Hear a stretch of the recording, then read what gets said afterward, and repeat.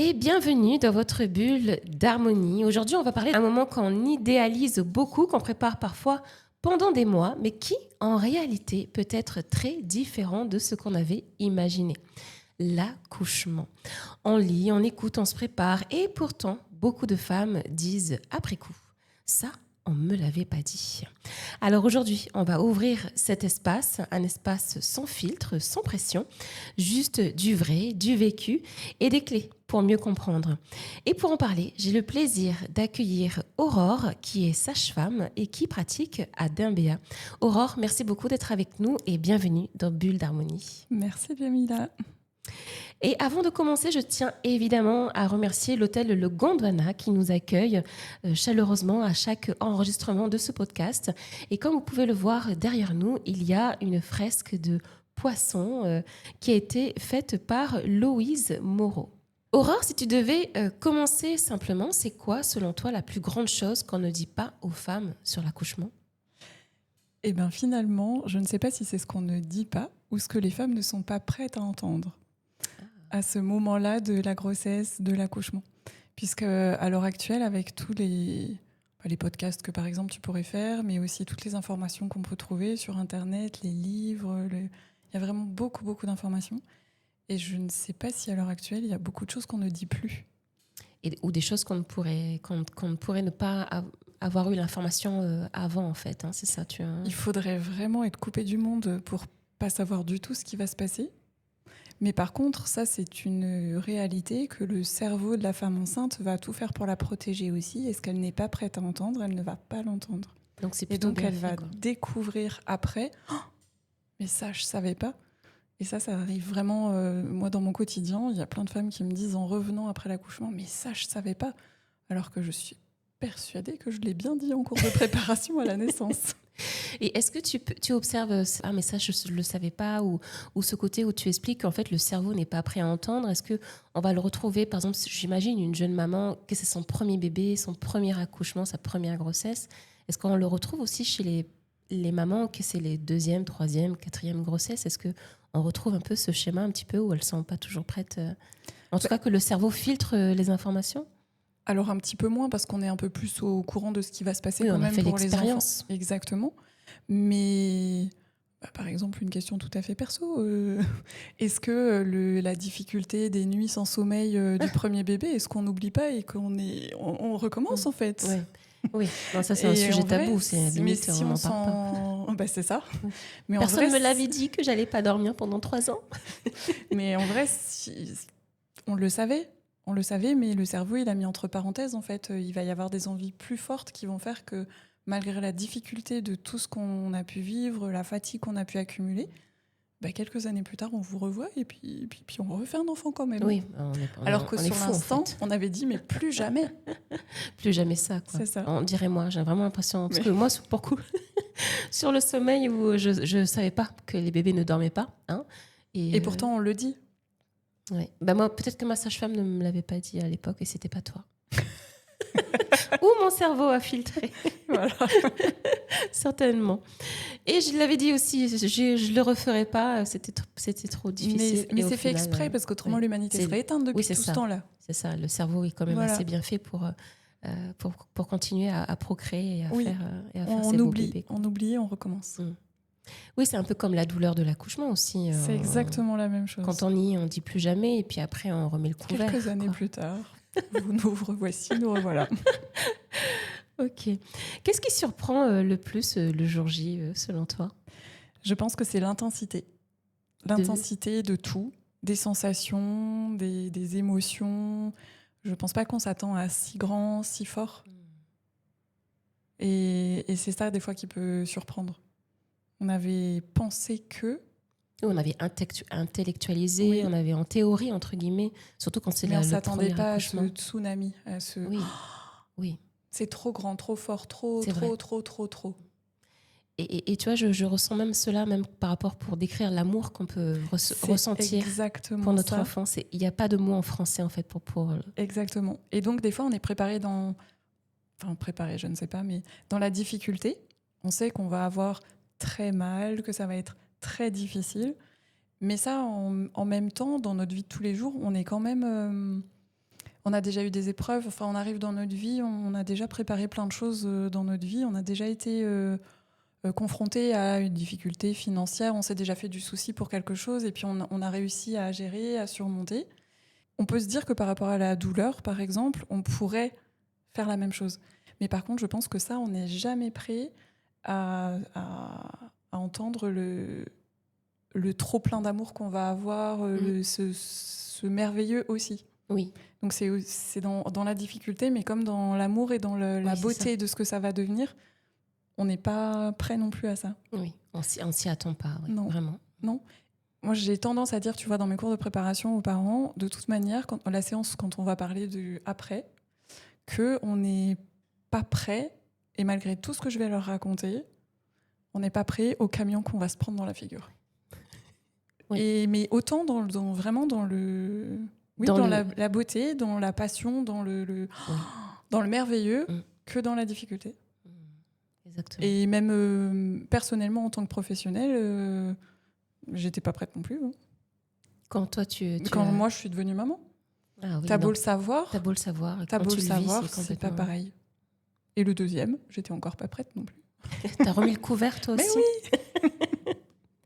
Est-ce qu'il y a des choses que les femmes idéalisent et qui sont en réalité très différentes dans les accompagnements que tu fais? Oui, je pense que tout. On idéalise tout, tout. Je pense que ça va être merveilleux d'être parent. En fait, c'est très différent d'une personne à l'autre. Hein. Mais entre celles qui ne sont pas préparées à rien du tout, n'ont rien... Oui, qui préfèrent peut-être un peu mettre une espèce de déni un petit peu. Oui, ou qui ont juste les histoires de la famille, de ce que j'ai entendu, des films que j'ai vus à la télé. Mais qui projettent rien forcément. Qui n'ont pas été plus loin. Et puisqu'il y a en Calédonie, il y a quand même encore plus de 70% des femmes qui ne font pas de préparation à la naissance. Donc, c'est quand même énorme. Hein. C'est énorme. Donc quand tu travailles en maternité, tu accueilles beaucoup de femmes qui n'ont rien préparé. Voilà. Ou qu'en tout cas, il n'y a pas toutes les informations, ou qui n'ont pas forcément qui n'ont projeté. que les choses de ce qu'on voit à la télé, par exemple, qui sont très très loin de la réalité actuelle de l'obstétrique. Et donc Et tu expliquerais ça parce qu'on idéalise la grossesse, parce qu'il y a beaucoup ce côté, la grossesse c'est merveilleux, t'es enceinte c'est merveilleux, tu vas avoir un bébé c'est merveilleux. Je pense que ça, il y a un côté sociétal, c'est que pour être une femme accomplie, il faut être une mère. Donc du coup, ça y est, on a un boulot, je suis en couple. Donc forcément, ça va... du coup, ça va se faire et puis ça va aller, ce qui est très vrai pour certaines. Et puis qui peut être très difficile pour d'autres aussi.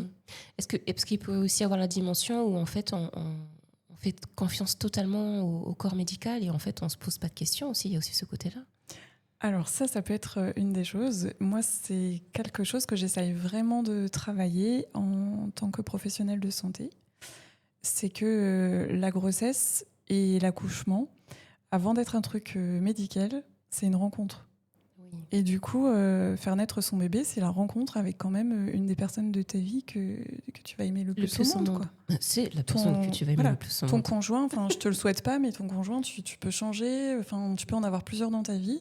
Tes enfants, ça peut devenir les pires des crapules, tu vas les aimer toute ta vie. Oui, donc, en vrai, de penser que pour réussir un accouchement, il faut accoucher comme ci, comme ça, il faut avoir une péridurale ou accoucher sans péridurale. Je pense pas que ce soit ça le plus important en fait. Ce qu'il faut viser, c'est la rencontre avec ton enfant. Et du coup, la rencontre, le premier regard que tu vas échanger avec lui, le sniffer, de le toucher, mais ça, on est sûr que ça va être une belle naissance. T'es sûr de pas le rater, ça. Quelle que soit la façon dont tu vas accoucher derrière. Et du coup, si on vise ça, finalement, ça sera réussi. Oui, parce que tu auras atteint ce qui est attendu, c'est-à-dire de rencontrer cette personne, ce petit être. Et du coup, ça met beaucoup moins de pression. C'est beaucoup plus facile comme objectif à atteindre que d'essayer d'accoucher comme ci ou comme ça. Ça donne presque envie d'en faire un troisième. Allez, à bientôt, Jamila. On parle beaucoup aussi de douleur, forcément, autour de l'accouchement. Mais en vrai, c'est quoi la réalité de cette douleur? C'est que la douleur, c'est très, très subjectif. C'est propre à chacune. C'est propre à chacune. Ça dépend de notre expérience, de notre culture, de où on habite sur la planète, de ce qu'on nous a raconté. des histoires qu'on Des nous a histoires. rapportées. Si on nous a rapporté des histoires horribles et tout ça, donc forcément, on a Eh ben, forcément on a- une image. Exactement. Je... Enfin, si on vient d'une famille où notre maman a eu beaucoup de difficultés à nous mettre au monde, Forcément. nous, inconsciemment, on a enregistré que c'était quelque chose de difficile, de dangereux. Et du coup, notre cerveau, il est capable de mettre plein de mécanismes en place pour que, oulala, attends, c'est dangereux, n'y va pas. Oui, c'est vrai qu'on le tranquille, retrouve, quoi. on le retrouve ça enfin en tout cas moi dans l'allaitement où la maman avait allaité l'enfant et quand l'enfant est devenu maman à son tour, c'était naturel pour elle d'allaiter et C'est la même inversement où chose. j'ai des copines voilà où la maman n'a pas du tout allaité et que pour elle c'était non mais moi ma mère elle m'a pas allaité, c'était trop difficile, le lait n'est pas monté, je sais pas quoi. Du coup ben moi aussi c'est sûr. Ça, Enfin, ça va être plus difficile. Voilà, elle partait déjà avec l'idée que ça allait être impossible quoi, pour elle, parce que leur propre mère Ça, c'est avait tout eu ce qu'on cette nous transmet. expérience-là. Voilà, c'est la transmission. Oui, la transmission. Et du coup, en transgénérationnel, dans l'accouchement, on sait que ça va énormément jouer aussi, puisque on accouche avec son corps, Oui. mais notre tête, Et la tête aussi. elle a Nico. quand même Elle a son petit mot à dire, un c'est ça. petit rôle à jouer quand Et même. du coup, ça me fait rebondir. Est-ce qu'on est toutes prêtes à accoucher? Est-ce qu'on peut tout accoucher? Ben, c'est une excellente question à laquelle je ne sais pas répondre. Je peux jamais dire est-ce que on est prête, est-ce qu'on n'est pas prête, parce que le corps, lui, il sera prêt à un moment donné. Mais il sait faire le corps. Le c'est corps, ça il sait faire depuis la nuit des temps. Comme il sait faire un bébé d'ailleurs. Comme toutes les espèces, elles sont sur la Terre pour se Mhm. reproduire. On ne fait pas exception à tous les autres mammifères. Donc notre corps, il va savoir faire. Mais notre tête, elle, ça peut être beaucoup plus compliqué. Et donc du coup, ça va dépendre énormément du coup de est-ce que notre tête, elle est prête ou pas. Donc la préparation à la naissance, des fois, Elle est ça va être vraiment le importante. psychisme Oui. qui va être beaucoup plus important que le corps. Est-ce que du coup, quelqu'un qui... Quand est-ce que toi, tu te dis, par exemple, une maman, est-ce que ça t'arrive parfois de te dire, bah, elle n'est pas prête? Oui, ça m'arrive. Mais des fois, j'ai des grosses surprises. Mhm. Parce qu'en fait, dans tout ce qu'on a fait en préparation à la naissance, des fois, on a planté des petites graines. Et effectivement, face à une patiente qui est très, très stressée, qui a des grosses peurs, où moi, personnellement, en tant que professionnelle de santé, je me dis, ça va être difficile pour elle. Ou des fois même, je vais aller plus loin en me disant, mais ça m'étonnerait pas qu'elle accouche par césarienne, parce que pour elle, ça va être très compliqué, ça va pas le faire. Ça va bloquer. Et puis finalement, on a des belles surprises, parce que les petites graines qu'on a plantées, elles ont germé. Elles ont fait leur chemin. Et puis, des fois, la patiente va accoucher oui, très, même, très bien. Et puis même peut-être, parce que je sais que dans notre grossesse, en tout cas, il y a des phases où au départ, en tout cas moi, si je me rappelle de ma première grossesse, aux alentours des 5-6 mois, où on commence à se dire, ok, mon ventre il s'arrondit, là il y a un truc qui va sortir de mon corps après, mais il va sortir par où et comment? Et comment ça va être? Voilà, et c'est ça, et même si on le sait en théorie, et ça fait très peur en fait ce moment-là. Et que arrivé au 8e mois, vers 8e mois, 9e mois, non mais là, faut qu'il sorte. Non mais c'est là, ça. Et ça, c'est là, faut sortir. Paradoxe de juste avant l'accouchement, ce gros mélange entre l'impatience, l'excitation de faut que ça se termine, parce qu'on a hâte de le découvrir et en même temps on n'en peut plus physiquement. Oui. Et la peur, le stress de oulala, ouais, non mais alors quand je sais tout ce qui m'attend. Ça me donne pas trop envie d'y aller. Pas trop non plus, quoi. Et donc souvent, je suis prête ou pas, c'est ce qu'on va découvrir après l'accouchement, avec des petites choses qui vont revenir nous titiller. En fait, quand est-ce qu'on est prête? Quand ton cœur et ta tête, ils arrêtent de se faire la tête, quoi. Ah, c'est beau, j'adore. Tu vois, entre juste cette impatience de oui, je fais 3 pas en avant, et ouais, mais tu voudrais dans 2 pas en arrière. Et du coup, c'est tout le paradoxe du dernier mois. Un peu oui, un peu non. On a des contractions quelques jours. Et puis non, fausse alerte, ça s'arrête. Et en fait, on est prêt, c'est quand les deux arrêtent. Oui. Et là, en fait, c'est ça le lâcher prise. C'est quand les deux arrivent à se mettre d'accord. Mais c'est quelque chose de très inconscient. Et souvent, on s'en rend compte après.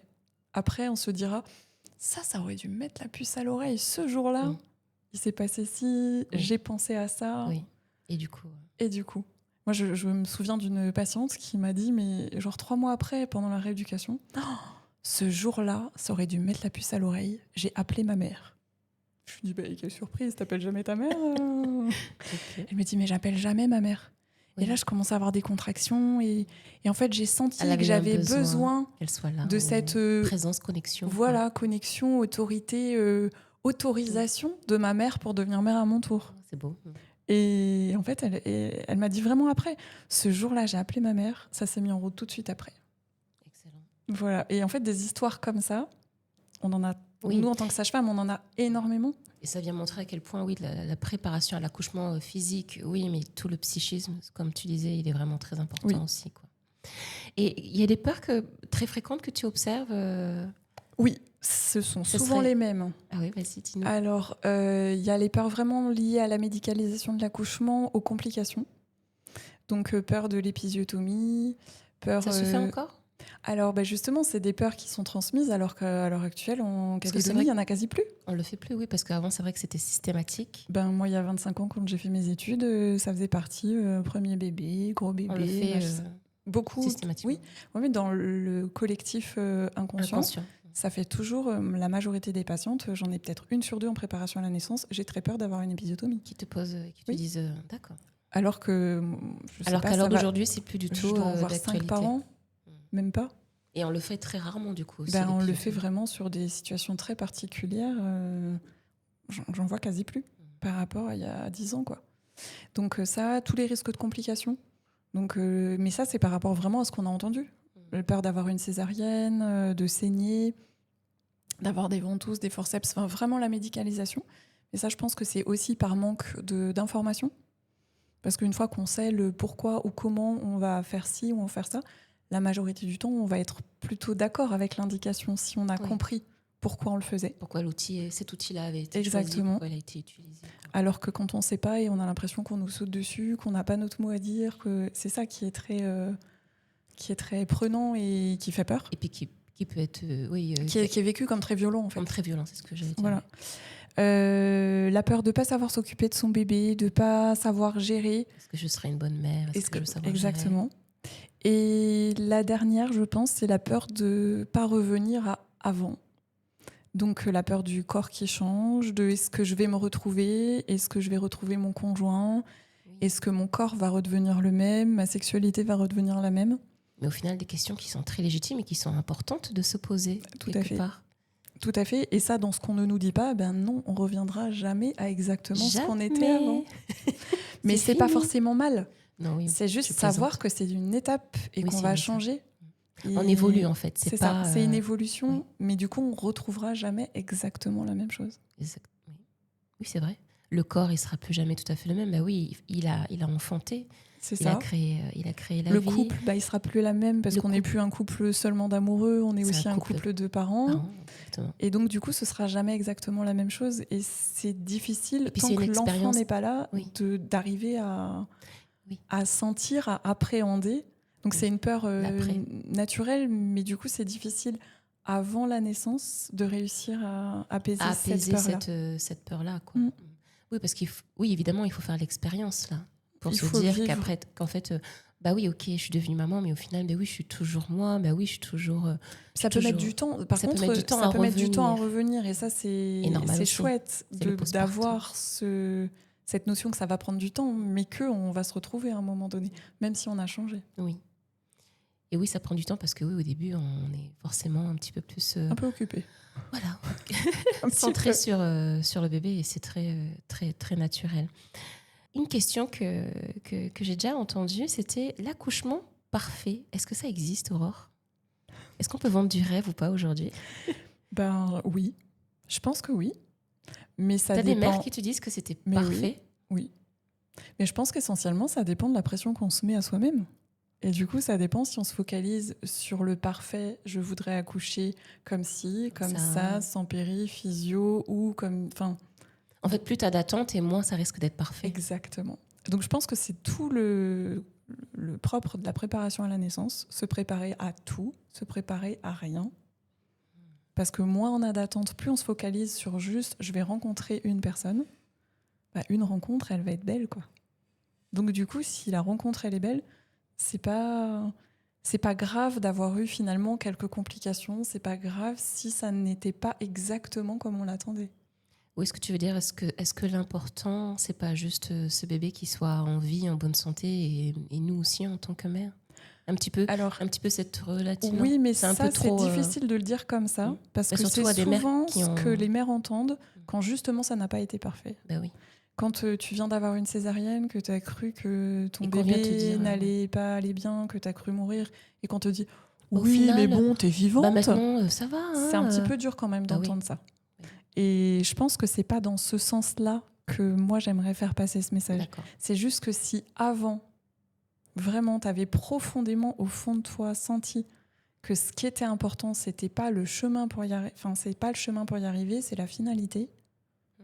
Mais du coup, tu vas pas le vivre comme ce truc, oui, bah ça va, t'es vivante, quoi. Oui. Tu vas pas le qu'on peut vivre pas pareil. entendre quand on a Non. vécu un accouchement Non. qu'on n'a pas apprécié, qu'il y a des choses qui ont été mal vécues. Tu vois, il y a pas longtemps, j'ai une patiente, c'est tout le travail qu'on avait fait, être prêt à tout. Et du coup, elle souhaitait un accouchement physio. Elle a accouché plutôt très très rapidement parce que c'était un premier bébé. Elle a accouché en 4 heures, sans péri, et arrivée à dilatation complète, césarienne. Donc sans péridurale, ben, du coup, ça a été sous anesthésie générale. C'est quand même un petit peu oui, difficile. parce qu'elle avait préparé son accouchement. Ça ressemblait pas du tout à la physiologie qu'elle voulait. Bah oui. Et ben finalement, elle était même pas forcément déçue en fait. Parce que dans ce prêt-à-tout, dans cette préparation mentale, en fait. J'étais dans l'instant présent. Dans l'instant présent, si là maintenant j'ai besoin de faire une césarienne, et ben en fait je suis ok avec ça. Du coup, l'acceptation est plus, même si c'est une césarienne, on va dire faite en urgence, c'est ça qui n'était pas prévu. Ça. Et ben du coup, c'est plus mais facile. la rencontre avec le bébé derrière, c'est bon parce que on est là. Je suis toujours ici. Finalement, tu vois parce que je lui ai demandé après, mais t'étais pas quand même un peu déçue? Ben non, j'étais vivante. Et puis mon bébé, il allait bien. Donc oui, il y avait ça, mais c'était pas dans le... Tu vois, c'était pas le lot de consolation. Oui. C'était vraiment, j'ai fait de mon mieux. Et en fait, c'est ça le plus important. J'ai fait de mon mieux, j'ai réussi à aller jusqu'où je pouvais aller. Et ça, c'était beau. Oui, parce qu'elle a pu avoir, entre guillemets, mené un petit peu son projet. Et au final, ça s'est présenté ainsi. Et en fait, on sent qu'elle est complètement dans l'acceptation. Parce que quand on est dans la résistance, c'est là où on souffre. C'est là la grosse difficulté. Voilà. Et que quand on est dans l'acceptation, ben c'est comme ça. Quand on est dans le oui de l'instant présent, de ce qui est, c'est plus facile de le vivre. Et donc ça, c'est vraiment le... Tu vois, tu me demandais, est-ce qu'elle n'était pas prête ou pas? Et en fait, ça, je peux jamais dire parce que finalement, est-ce qu'on n'est jamais prêt à ce qu'on vit dans notre vie? Je peux pas répondre. Mais souvent, on découvre après que notre chemin de vie, des fois, c'était de vivre ça pour devenir la personne qu'on doit être. Qu'on est aujourd'hui.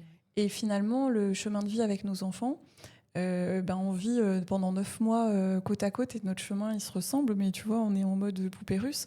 Mais on ne sait pas ce que le chemin de vie de notre enfant doit être. Oui. Si cet enfant, il doit naître par césarienne, il naîtra pas. Il naîtra par césarienne. Et du coup, ça ne sert à rien, nous, de culpabiliser, d'être en lutte. Juste, on va faire ce qu'on peut. Et du coup, dans l'instant présent, je fais tout ce que je peux pour éviter. Mais si à un moment donné, ça doit être comme ça, tu vois, si après, on reste dans « oui, mais moi, je ne voulais pas », en fait, on va juste se pourrir cette rencontre. Oui, c'est vrai. Et donc, du coup, ça sera plus compliqué de créer... du lien après, d'être dans l'instant présent de la rencontre, de ce moment d'une puissance quand même qui est juste magique, en fait. Oui, ça a beaucoup de force, ce que tu dis, parce que je pense qu'il y a énormément... énormément. En tout cas, moi, dans ce que j'entends et ce que je vois... je peux voir beaucoup de mamans qui peuvent le dire, qui n'ont pas aimé leur accouchement, qui ressortent avec des blessures, qui ont des mots forts parfois, qui vont venir peut-être dire moi j'ai l'impression qu'on m'a volé mon accouchement, et c'est souvent suite à des césariennes ou des choses comme ça. Et je me dis, tu vois, avec une préparation mentale comme tu l'accompagnes toi, ça peut éviter tellement peut-être de souffrance. C'est vraiment, moi, plus les années passent dans ma pratique professionnelle, et plus je me rends compte que dans ma préparation à la naissance, je fais pas tant de choses physiques que ça. C'est d'abord de la préparation psychique. Et mon but, en vrai, c'est que quand la patiente, elle arrive après avec ces mots-là, cette acceptation-là, et qu'elle me dit même c'était très difficile, mais c'était bien, je pense que moi, j'ai fait mon taf comme il fallait. Quoi. Et tu vois, cette patiente, elle avait accouché sans péri, un accouchement physiologique, jusqu'à la césarienne. On a des fois l'impression qu'il faut choisir un camp. Toi, tu dirais quoi? Parce que ce que je viens de te dire avant, en fait, on sait tellement pas. On Oui. sait tellement pas. T'as Ça pas- dépend de nos chemins de vie, ça dépend de tellement de choses. Parce que la douleur, c'est très subjectif. Donc, les recommandations de l'OMS, en vrai, c'est que l'accouchement, c'est plutôt sans péri. D'accord. Mais sauf que pour avoir un accouchement physiologique, sans péri, plus ou moins même à domicile, si on va plus loin, ça veut dire d'avoir une sage-femme disponible avec toi tout le temps. Ça veut dire d'être préparé à fond, d'avoir un conjoint qui te soutient. Ça fait beaucoup de si, en fait. Mm. Donc, des fois, on va juste faire de son mieux avec les cartes qu'on a là sur l'instant maintenant. Et finalement, la péridurale ou le côté médical, c'est des outils qui sont à notre disposition pour essayer que la rencontre soit belle. Et si on peut s'en passer, c'est bien. Mais si on en a besoin, on va les utiliser. On les accueille aussi. C'est parce ça. que C'est en ça que je te dis, être prêt à tout, être prêt à rien. C'est la Si clé. je peux m'en passer, c'est formidable. Et si j'en ai besoin, je sais que ça existe. Parce que du coup, de vouloir du tout physiologique quand finalement ça ne l'est pas, c'est aussi aller au-delà de beaucoup de déceptions. Oui. Et de plus ou moins ressentiment, que ce soit envers le personnel médical, envers son enfant, envers son conjoint. Et du coup, se pourrir un peu cette rencontre. Oui, puis même le souvenir après de cette rencontre. C'est ça. Parce qu'on- Alors que des enfants, on va pas en avoir 10. On peut pas se dire, Enfin, plus j'ai raté maintenant, non. celui-là, je vais recommencer. Voilà, il faut que chaque rencontre, elle soit belle dès le départ. Et donc ça dépend vraiment de notre façon de voir les choses. On a des patientes, elles ont tellement des histoires de vie difficiles. Enfin, tu vois, en ce moment, le contexte socio-économique, quand déjà tu penses à qu'est-ce que je vais manger ce soir, est-ce que vraiment tu vas penser à comment je vais vivre la douleur? Enfin, Oui. des fois, les choses, c'est tu Oui. pouvais penser vouloir un accouchement physiologique, et puis le jour J, si ça fait une semaine que t'as pas dormi, que ton bébé est malade, que l'aîné est malade, et que tu vas faire de ton mieux, et puis finalement, peut-être au bout d'un moment, tu vas peut-être aller le plus loin possible sans péri.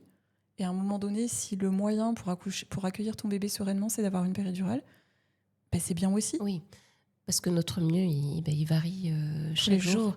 Et tu vois, là, tu soulèves quelque chose d'intéressant, c'est que tu vois, dans notre monde occidental, on va dire, où on a quand même envie, on va dire, dans un certain confort en règle générale. Mais tu vois, j'imagine, tu vois, ces femmes-là, peut-être en Amérique du Sud ou même peut-être en Afrique, enfin, je sais pas, qui vivent dans des Elle endroits ne se plus pose pas la question. elles se demandent pas, est-ce que je vais accoucher en position physiologique avec C'est ça. péridurale? En fait, je vais accoucher et puis c'est tout, quoi, tu vois. Et j'espère dans de bonnes conditions. Oui. Ok. Si toutes les femmes enceintes t'écoutaient aujourd'hui, Aurore, qu'est-ce que tu aurais envie vraiment de leur dire? Et de se préparer à cette rencontre, en fait. Comme tu viens de Vraiment, le dire. à cette rencontre. Et j'ai entendu une collègue dire il n'y a pas longtemps, et j'ai retenu ces mots parce que je me dis que je vais les sortir beaucoup plus souvent. Vraiment, patience, puissance, confiance. Je crois que vraiment, c'est suivant les moments de l'accouchement, c'est quelque chose que ces 3 mots, ça peut vraiment être un mantra. Patience, Puissance, confiance. confiance. Et que de ces 3 mots-là, il y a vraiment, tu peux découler beaucoup, beaucoup de force et beaucoup de choses pour aller le plus loin possible dans ce que tu as envie de vivre à ce moment-là. Merci Aurore d'être venue Je dans t'en prie. Bulle d'harmonie et d'avoir apporté tes éclairages en tant que sage-femme. Eh bien, on retient que derrière l'accouchement, il y a beaucoup de choses qu'on ne dit pas, c'est vrai, mais parce que c'est avant tout une surprise aussi. C'est ça. Et que, comme le disait Aurore, soit on se prépare à tout, soit on se prépare à rien, c'est ça? C'est un petit peu comme ça, comme tu l'avais dit? En tout cas, être prêt à ça. À rien ou à Oui. tout. Ne pas avoir d'attente. Et ne pas avoir d'attente. Ne pas avoir d'attente, c'est être prêt à cette surprise, comme tu l'as dit.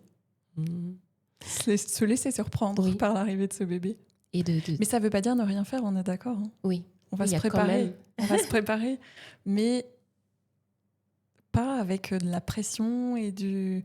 Enfin, Des en plus, objectifs à des cocher, objectifs, exactement.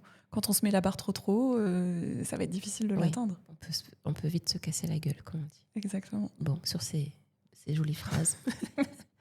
Merci beaucoup de nous avoir écoutés. Et si cet épisode, bien sûr, il vous a plu, si vous pensez qu'il pourrait faire du bien à quelqu'un, n'hésitez pas à le partager. Et puis, je vous dis à très bientôt dans une nouvelle bulle d'harmonie.